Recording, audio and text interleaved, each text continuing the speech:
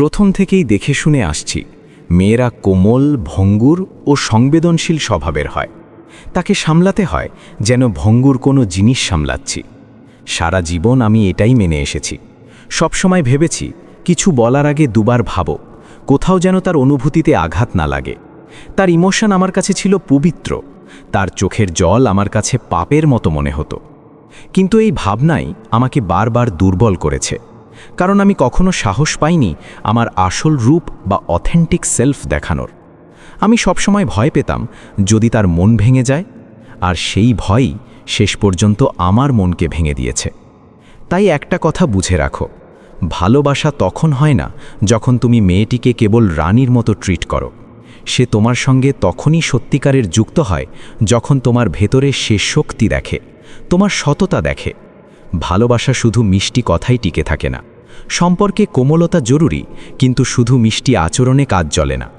মেয়েদেরকে সত্যিকারে আকর্ষণ করে ভারসাম্য, কখনো তোমার কেয়ার, কখনো তোমার দৃঢ়তা।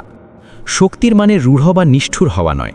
শক্তির মানে হলো নিজের সঙ্গে সত্য থাকা, আত্মসম্মানের সঙ্গে দাঁড়িয়ে থাকা। পরিবার আর বন্ধুদের সঙ্গে সবসময় দয়া আর কোমলতা সবচেয়ে বড় শক্তি। মা তোমাকে সবসময় সান্ত্বনা দেবে, পরিবার ভালোবাসা দেবে, কিন্তু রোম্যান্টিক সম্পর্কে শুধু ভালো আচরণ আর নরম স্বভাব যথেষ্ট নয়। সেখানে চাই সততা, শক্তি আর ভারসাম্য। এই তিনটে জিনিসই সম্পর্ককে সত্যি করে তোলে। মেয়েটি শুধু এজন্য তোমার সঙ্গে ভালো হবে না যে তুমি তার সঙ্গে ভালো আচরণ করছো। সম্পর্কে সে শুধু তোমার ভালোত্ব দেখে না, সে দেখে তোমার শক্তি। সে তোমাকে পরীক্ষা করবে, সে চাইবে যেন তুমি সব কিছুতে সহজে ভেঙে না পড়ো। মাঝে মাঝে সে দেখতে চাইবে তুমি কতটা দৃঢ়। শক্তির মানে তাকে কষ্ট দেওয়া নয়, শক্তির মানে হলো তার দেওয়া প্রত্যেকটা পরীক্ষা তুমি শান্তভাবে সামলাতে পারো। যদি সে রাগ করে কিছু কঠিন কথা বলে আর তুমি তাতে ভেঙে পড়ো, তবে সে তোমাকে দুর্বল ভাববে। কিন্তু তুমি যদি মর্যাদা বজায় রেখে শান্ত প্রতিক্রিয়া দাও, তবে সে তোমাকে শক্তিশালী ভাববে। নারীর আকর্ষণ স্বাভাবিকভাবেই থাকে শক্তির প্রতি। সে কোমলতা, যত্ন আর ভালোবাসা চায়, কিন্তু সঙ্গে সঙ্গে সে এটাও চায় যেন তুমি স্থির আর শক্ত হও। সে চায় যেন সে তার দুর্বল দিক তোমাকে দেখাতে পারে আর তুমি তার জন্য নিরাপদ জায়গা হও। মনে রেখো, তার ভালোবাসা তোমার সততা আর শক্তির মধ্যে, তোমার হৃদয় ভাঙার মধ্যে নয়। তোমাকে পাথর হৃদয় হতে হবে না, শুধু এতটুকু করতে হবে যেন তুমি নিজের কষ্টে ভেঙে না পড়ো। একজন রিয়েল ম্যান সে নয় যে কষ্ট দেয়, একজন রিয়েল ম্যান সে যে কষ্ট সামলেও সম্মানের সঙ্গে দৃঢ়ভাবে দাঁড়িয়ে থাকে। অ্যাসার্টিভ ডমিনেন্স, নীরবতার ক্ষমতা। যখন তোমার ভেতর থেকে এই পাওয়ার বের হয়, তখন তা মেয়ের ভেতরে এক আলাদা প্রভাব ফেলে, আর এই পাওয়ারের নাম হলো অ্যাসার্টিভ ডমিনেন্স। এবার প্রশ্ন হলো, অ্যাসার্টিভ ডমিনেন্স মানে কি? শোনো, এটা কোনো গোপন স্কিল নয়। যদি তুমি এই স্কিল মাস্টার করে ফেলো, তবে এটি হবে তোমার সবচেয়ে বড় শক্তি, সম্মান পাওয়া এবং ভালোবাসা ধরে রাখার। একটা এক্সাম্পল দিই। ধরো তুমি তাকে বললে, চলো সন্ধে 7টায় দেখা করি। সে বলল, না, 6টায় দেখা করি। এখন তুমি ভাবলে, কোনো ব্যাপার না, আমি তো ফ্রি, 6টাতেই দেখা করি। কিন্তু ভুল এখানেই হয়। কেন হয় জানো? কারণ যদি তুমি বারবার শুধু তাকে খুশি করার জন্য নিজের প্ল্যান বদলাও, তবে তুমি ধীরে ধীরে নিজের ভ্যালু হারাবে। সম্মান তখনই পাওয়া যায় যখন তুমি নিজের কথা আর ডিসিশনের উপর দৃঢ় থাকো। কিন্তু এটা ভেবো না যে এর মানে ইগো দেখানো। না, অ্যাসার্টিভ ডমিনেন্স মানে হলো ক্লিয়ার বাউন্ডারি রাখা। যদি তুমি সত্যিই ব্যস্ত থাকো আর তোমার সময় 7টার, তবে সেখানেই দাঁড়িয়ে থাকো। সে যদি মানে, গুড, আর যদি না মানে, তাহলে শান্তভাবে বলো, ওকে, পরে দেখা হবে। শুনতে ইজি লাগছে, কিন্তু ইমোশনাল মোমেন্টে কঠিন লাগবে, কারণ তখন মনের ভেতর আসবে, আজ না দেখা হলে আর কবে সুযোগ পাবো। কিন্তু এখানেই মনে রাখতে হবে golden rule, never compromise your self respect for the fear of losing someone. যদি তুমি সবসময় হ্যাঁ বলো, সেদিন হয়তো সে তোমার সঙ্গে দেখা করবে, কিন্তু পরে আবার একই জিনিস করবে।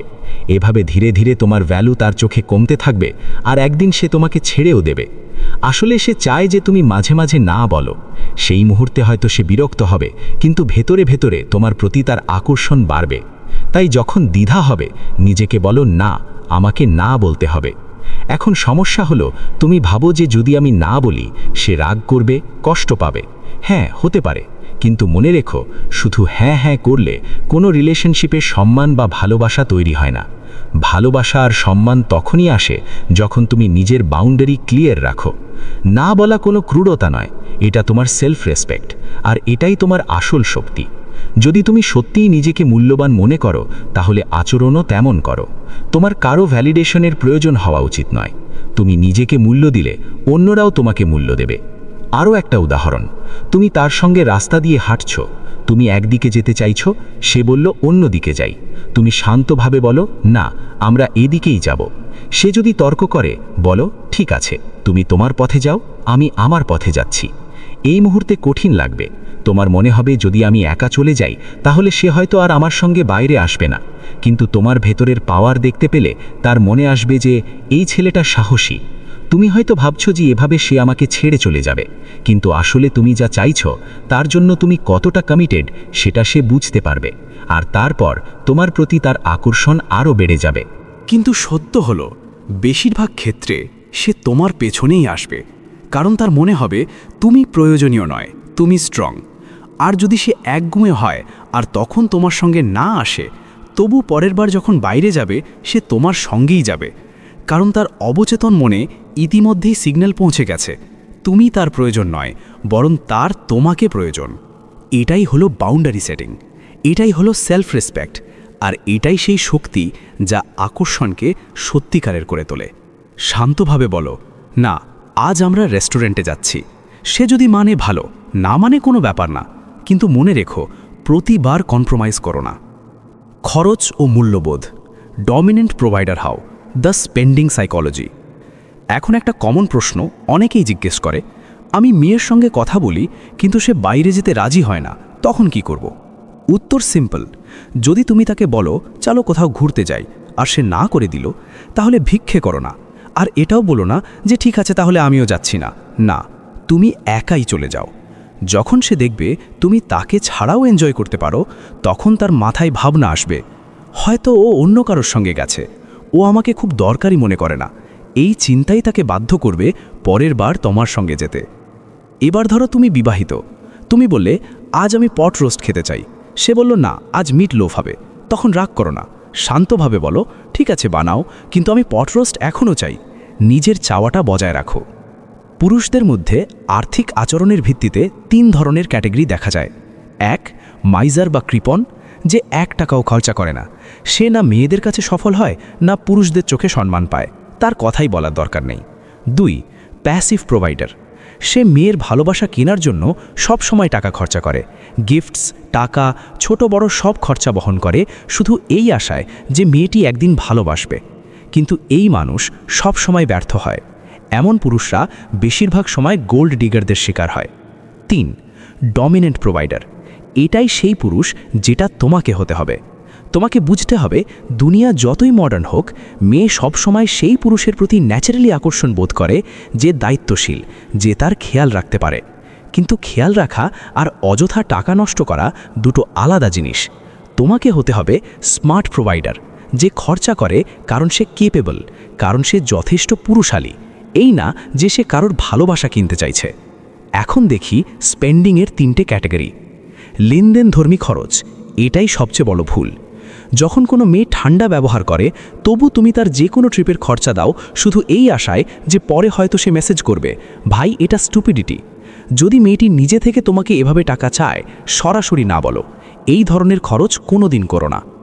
কমপ্লিমেন্টারি খরচ, এটা তখন হয় যখন তুমি তাকে কোনো থটফুল গিফট দাও, যেমন তার ফেভারিট পারফিউম, কোনো রোম্যান্টিক ডিনার প্ল্যান করা।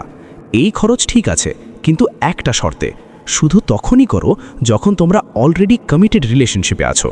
যদি তোমরা এখনও ডেটিং স্টেজেও না থাকো আর এমন গিফট দাও, তাহলে এটা তোমার ভ্যালু কমিয়ে দেবে। প্রয়োজনীয় খরচ, এগুলো হলো সেই খরচ যেগুলো তোমার স্বাভাবিক দায়িত্ব, যেমন ডেটে ডিনারের বিল দেওয়া বা ছোটোখাটো পরিস্থিতিতে জেন্টলম্যান আচরণ দেখানো।